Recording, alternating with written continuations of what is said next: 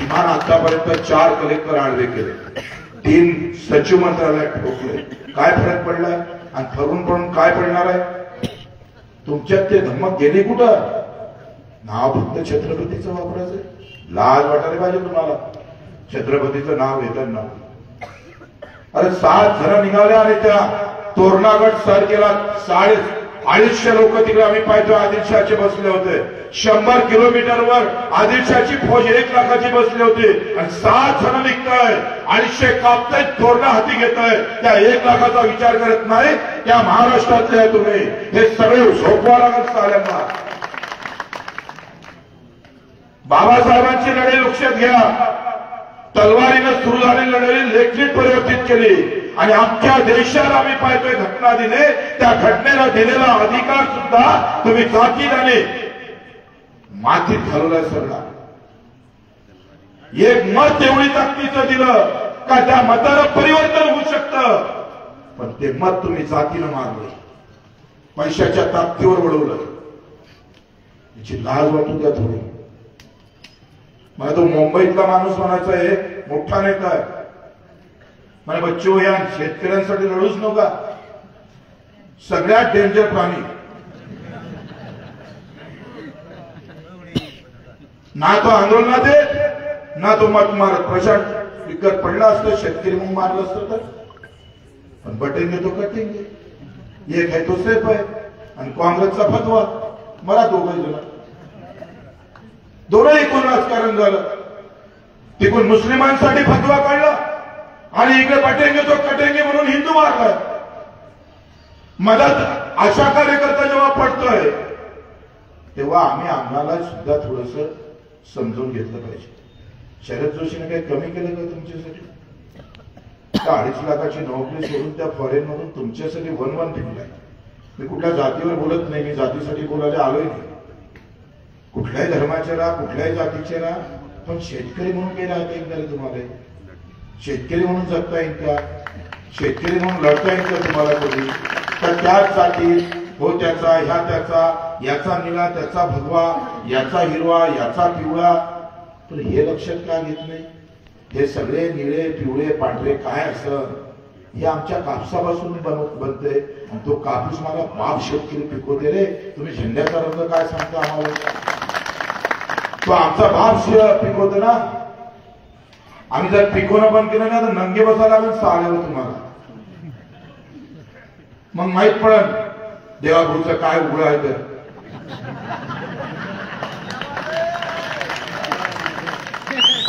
ह्या अशी अशी अशी अवस्था आहे. लक्षात घ्या का शरद जोशीला जीवाचं रान केलं विठ्ठलराव माहित आहे. मी ते कोणत्या जातीच्या याच्यावर जाणार नाही, पण प्रामुख्याने काम केलं का नाही केलं. तेव्हा अजूनही भिंतीवरच्या त्या भिंती अजूनही डोळ्यासमोर येतं. भीक नको हवे घामाचे दात. हे अर्थशास्त्र समजून घेतलंय. स्वतः शेती केली, रात्रीचा दिवस केला, दिवसाची रात्र केली, रात रांगोळी झाली, पत्नीला आत्महत्या केली आणि हिंगणघाटमध्ये तुम्हीच पाडले शरद जोशी. वामनराव चटपले पाडले, राजू शेट्टीने पाडले, मलाही पाडलं, शेतकऱ्यांनाच पाडलं, कारण जातीत बसलो नाही. पण आशय जातीचं काय करायचं? तुमच्यासाठी बोलणारा जर पडत असेल आणि तुम्ही मुक्या तोंडानं पाहत असणार तर मग आमच्या डोक्यात विचार करताय तुमचे झेंडे घेतल्यापेक्षा जातीचे झेंडे घेऊन उभं राहू ना. एकासोबत 10 आमदारांना हा विचार येणार आहे. तुमच्यासाठी लढणारा कार्यकर्ता सापडणार नाही आणि नेताही सापडणार नाही. आणि त्या हिंगणघाटमध्ये तो कोणता तो शिंदे उभा होता. काय नाव ते शिवसेनेचा. ते काय 34 वर्षाचंच होते. काही लेनदेन नाही, काय नाही. दिला लोकांनी निवडून. शरद जोशी 20,000 पडलेला. काय दुःख आहे. कारण तो जातीचा नव्हता रे तुमच्या. त्याच्या जातीचे लोक कमी होते हा त्याचा दोष होता का? आणि तुमच्यासाठी लढला ते गेलं का कामातून? हे बदलावं लागलं. कामाला किंमत आली पाहिजे का नाही? बाबासाहेब आंबेडकरला पाडलं ना आपण. एवढा मोठा विज्ञान माणूस या भारतात पडतं कसं? नाक घासून माफी मागितली पाहिजे ही अवस्था आमची. तुम्हाला बाबासाहेब आंबेडकरची तुम्ही जात पाहत असाल तर तुमच्यासारखी मूर्खावला कुठे हिंदुस्थानात स्थापन केलं. आम्ही हा पहिले आम्हाला दुरुस्ती करावं लागेल राव. याच्यातला एक मर्द सांगा, एक मर्द का जेव्हा विधानसभेमध्ये निवडणूक आली किंवा लोकसभेची निवडणूक होती, तुम्ही कधी कापसाले भाव मागितला का नेत्याला? तुम्ही सोयाबीनने भाव मागितला का? तुम्ही मागितलं गावातलं मंदिर, समाज मंदिर, रस्ता, झाला तुमचा विषय. नाही तर लग्नात येतो, लग्नात आला म्हणून खुश आहे, 5 मिनिटं थांबला आमदार, तुम्हाला वाटलं आयुष्याचं पारणं फिटलं. एवढ्या लहान लहान गोष्टीवर तुम्ही समाधान होत आहे. कसं कशी लोकशाही जिवंत राहील, कशी राहणार? हा आम्ही काही राजकारणी तुम्हाला सांगत नाही, आम्ही चुकतोय कुठं ते सांगतोय. आम्ही लढवून लढून मार लढतोय. एवढेच लोक राहिले पाहिजे का? कुठून गच्च जातीचं असतं तर काय आवाज असतो ना जातीचा. पण तुम्ही सगळे जातीवाले, तुम्ही सगळे धर्मवाले, तुम्ही सगळे पार्टीवाले त्या मातीमुळे जगतारे. हे का विसरले तुम्ही?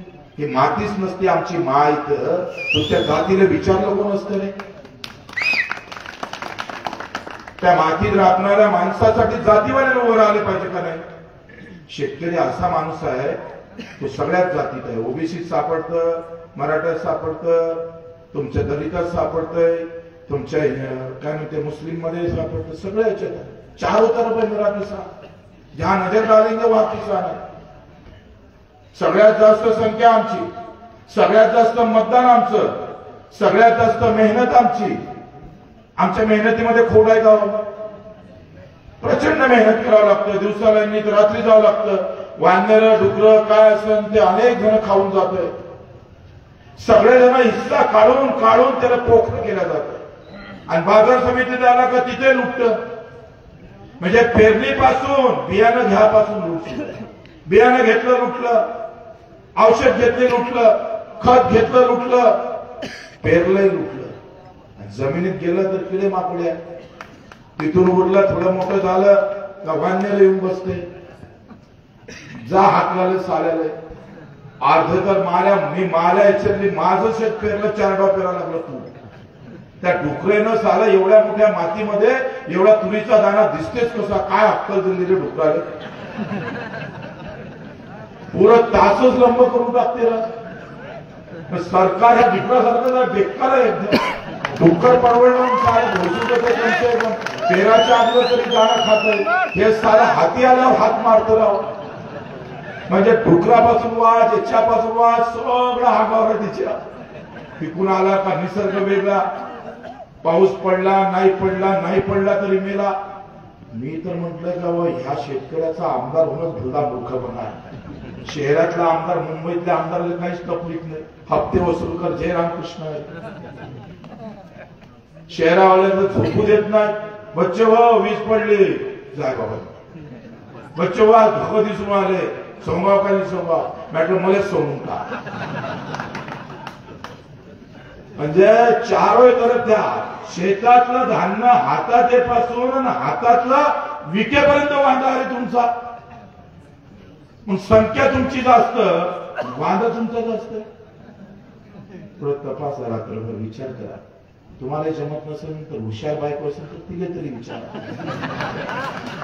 तुमच्या अजून आटोक्यात आलाच नसेल तर बायकोला तरी विचारा. तुमच्यापेक्षा ते बरी आहे. आणि ते जमत नसेल तर बैलाचं वागणं तरी लक्षात घ्या. का ते मागून गेलं तर लात मारते, समोरून घेतलं तर सिंगावर घेते. तुम्ही कोणालाच काहीच करत नाही मायाची. तुमच्यापेक्षा तर बैल बरा आहे. तुमचा बैल बरा, त्याला लात तरी मारता येते, तुम्हाला काहीच करता येत नाही. मी सगळ्या बऱ्याच जणांना विचारतोय, पुरा महाराष्ट्रावर फिरलोय. अरे जर आपला कापूस 3000 विका लागला तर काय करा तुम्ही? सगळे शंकर आत्महत्या करून गाडी धंदा लावलाय. अरे तू मलापेक्षा एखाद्याने मारून टाक ना. एखादा आमदार जरी कापला ना, आम्हीच सांगतो आत्महत्या करायची वेळच येणार नाही. पण हे जातं मरतय. जाऊन बसलं तरी का आत्महत्या केल्यापेक्षा त्या आमदाराच्या घरासमोर पूर्ण कपडे काढून बसायचं. कपडेच ठेवायचे नाही आणि 6च्या घराच्या समोरून जाऊन मुताचं काय फरक आहे? मेल्यापेक्षा परवडत नाही का? हे हा धिंगाणा जर सुरू केला ना तर सांगतोय मुतल्यानं काय पाहतो सरकार. तो अक्कल द्याव कोणाले करावं आमच्याला ते आता परवडत नाही. आम्ही थोडस बाजूला गेलं म्हणून आम्ही मरण्यापेक्षा काही लढणं पसंत केलं पाहिजे का नाही केलं पाहिजे. आणि ते जर लढणं सुरू नाही केलं तर आमच्या लढण्यात काही अर्थ नाही. मी एकटा किती काही लढलो, प्रशांतराव एकटा लढले, आमचे केदारजी लढले, तर त्याला सपोर्ट पाहिजे रे. काय होतं या हक्काची लढाई नेहमी मागत होती पण जातीच्या लढाया मोठ्या होत्या. आरक्षणाची लढाई किती मोठी होत चालली, किती मोठी होते. मी सगळा हिशोब काढला. येणाऱ्या 20 ते 30 वर्षात 4 लाख जागा निघणार सरकारी जागा. 4 लाख. आमची आताची लोकसंख्या 18 कोटी आहे. आता 18 कोटीमध्ये 4 लाख, त्याच्यातले 7 कोटी परिवार, 1500 कुटुंबामागे एक जण नोकरीला लागणार आहे. येत्या 30 वर्षात आरक्षण असलं पाहिजे, त्याच्याबद्दल दुमत नाहीये. पण आरक्षणामधलं एकंदरीत सूत्र जर पाहिलं, माझ्यावर शिक्षण सगळ्याला फ्री करून टाका, मग राहिला नोकरीचा भानगड. तर हे जे आहे आपण 1500 मागे एक जण नोकरीवर लागत असं आणि त्याच्यासाठी एवढी मोठी संख्या जमा होत असत. तर माझ्या जर कापसाले 15,000 रुपये मला भेटला, सोयाबीन 10,000वर गेली, तूर 12,000वर विकली, तर आम्हीच तर नोकरीवर ठेवतो लोक. आमच्यात तेवढी ताकद आहे. आम्ही मेलो भावात आणि भांडतोय आरक्षणासाठी. या सगळ्या प्रश्नाचे उत्तर काय आले? भाव. आरक्षणामध्ये एका गावातले 15 जण सुखी होऊ शकतं, मान्य आहे, ते पाहिजे. पण जर भाव भेटला तर अख्खं गाव सुखी होते का नाही होत? अरे होणार का नाही होणार? पण अक्कल कोणा द्यावं तुम्हाला? जातीच्या राजकारणात राजकारण फार व्यवस्थित होते. बटेंगे तो कटेंगे म्हटल्यावर माल्या तालुक्यातला एक पोट ज्याने मी मुंबईला जाऊन 10 लाखाचा खर्च केला, मी स्वतः रक्तदान केलं, 4 बॉटल दिल्या आणि ते त्या टेटर्सवर होतं बटेंगे तो कटेंगे. आणि त्या कार्यकर्त्यानं म्हटलं, अरे बच्चू भाऊ तुझा जीव वाचवला रे. म्हणजे आता बच्चू भाऊ महत्वाचा नाही, हिंदू महत्वाचा आहे, धर्म डुबला नाही पाहिजे. विष आहे, विष आहे. आणि ह्या विषयालाच तुमचा अंत केलेला आहे सांगतोय. कारण हे सोपं राजकारण आहे. जाती धर्माचं राजकारण फार सोपं आहे. अहिल्यादेव होळकर एवढ्या मोठ्या धर्मसुधारक होत्या. प्रचंड काम तुमच्या आमच्यासाठी केलं. सगळ्या रूढी परंपरा चीरफाड केल्या आणि त्याला धर्माचं नाव घेऊन अहिल्याबाईला जेव्हा वापर होतो तेव्हा दुःख वाटत. तेव्हा मल्हारराव होळकर गावात गेले, लग्न जोडलं, विहीर खोदले, आपलं काय मंदिरासाठी बांधकाम केलं. मंदिराचं बांधकाम करता करता इथं पाणी लागलं. पाणी लागल्याबरोबर 9 वर्षाची अहिल्यादेवी काय म्हणते, मल्हारराव आता मंदिर बांधू नका. आमच्या गावातले लोक 4 किलोमीटरवरून पाणी आणतात आमच्या बाहेर. इथं मंदिराची गरज नाही, पाण्याची गरज आहे, विहीर बांधा मल्हारराव. हा विचार आहे. आम्ही त्या जातीवर नेऊन टाकतो. बाबासाहेबांचा विचार पहिले भारतीय नंतरही भारतीय. वाचा ते थोडं. जातीत म्हणून टाकणार का तुम्ही बाबासाहेबांना? छत्रपती शिवरायांना जे तलवार आम्ही पाहतो, जे वतनदारी बंद केली, ती वतनदारीच्या विरोधात पहिलं आंदोलन झालं. पहिला संघर्ष तोच झाला.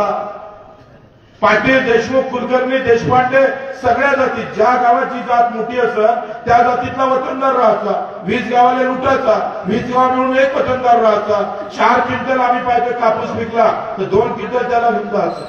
नाही दिला तर पुरीबाईला उचलून घेऊन जायचं. हे वतनदार होते, आमचेच होते ना. दुसरे कोण होते रे?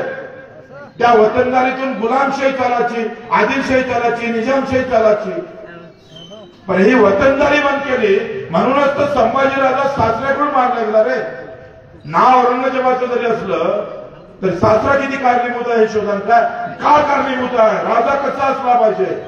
राजा असा असला पाहिजे मरण पत्करायला तयार झाला, पण वतन माझ्या सासऱ्याने दिला नाही, हे मोठेपणा लक्षात. मग या सगळ्या थोड्याच्या मागे तुम्ही जात लावत असाल तर तुमच्यासारखे नालायक कोणी नाही. तुम्ही पोस्टर लावले का माणसं वेगळे होते या देशामध्ये. बाबासाहेबांचे लावले तर वेगळे, शिवाजी महाराजांचे लावले वेगळे, महात्मा फुलेंचे लागले. पोस्टर लावून गर्दी जमा होत रे. काय होणार आहे. एवढे मोठे माणसं जातीच्या एवढ्याशा पिंजऱ्या लटकून ठेवले तुम्ही. आणि हे त्याचं कारण सुरू झालं आमच्या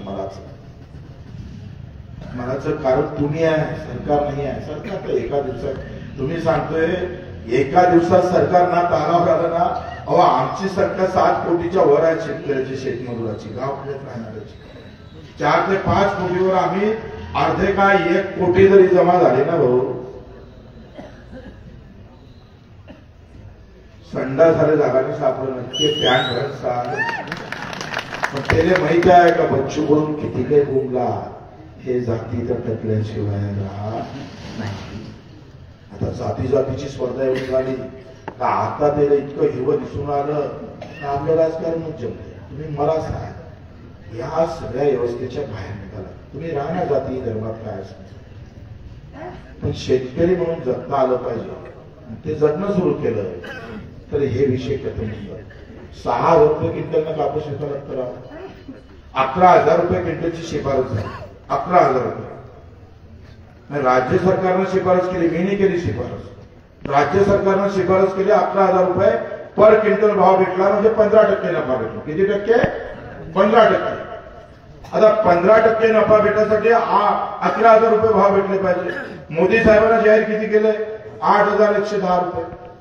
8,110. आता 8,110 हाय भाव चुकीचा आहे, कारण 11,000 नाही भेटले तर 8,000 जर दिले तर 20% घाट्यानं आपल्याला कापूस विकावं लागतं. 20% घाट्याचे भाव हमी भाव जाहीर झाले आमचे, केंद्राने जाहीर केले. जे मोदीचे यवतमाळला येऊन गेले ते मोदीजी म्हणजे कापडाचं सूत, सुताचं कापड, कापडाचं गारमेंट आम्ही विदेशात पाठवू आणि कापूस उत्पादक शेतकऱ्याला सुखी करू. मला बरं वाटलं का बघ की हा एक चांगला माणूस पैदा झाला. आणि 20-15 वर्षानंतर काय, आता अमेरिकेतला कापूस भारतात आला.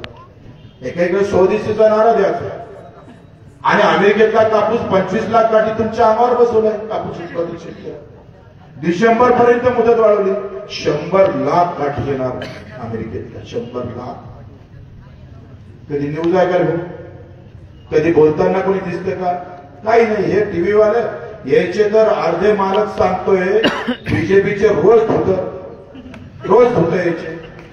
काय दाखवायचं यांना, काय नाही दाखवायचं, पहिलेच गेम लागलेला आहे. किती दाखवायचं? रामदास कदम असे बोलले, परबला असा बोलला, आता अधिक दुसरा परवडकर नाही तर जयंत पाटील. अरे 6 हे दोघं जण मरू दे ना, आम्हाला काय करायचं आहे? आमचं काही कापूस शिकलं तिथे किती घाट्यानं मेला म्हणून त्या दोघांच्या भांडणामध्ये आमचं काय बनवणार आहे? भाजपवाले भांडू दे का राष्ट्रवादी का सेनेवाले, ते काही आमच्यासाठी महत्वाचं आहे का रे? आज सगळ्या ऐकून आम्ही पाहतोय फसतोय. काय सगळ्याच सांगतो मी. ठेका घेतला का नाही बसा. ते असंच आहे. ते आमदारांनी विचारणार, आपल्याला जो लढते त्यालाच विचारणार. हे नसतं पोले असा जो भाग आहे सगळा.